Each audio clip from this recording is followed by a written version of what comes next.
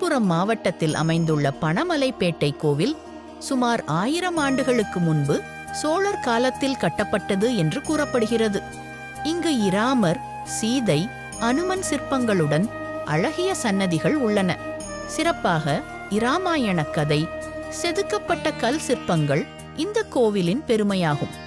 பக்தர்கள் நம்பிக்கைப்படி இந்த கோவிலில் வழிபட்டால் குடும்பத்தில் அமைதி, நல்ல திருமணம், கல்வியில் வெற்றி கிடைக்கும் என்று சொல்லப்படுகிறது.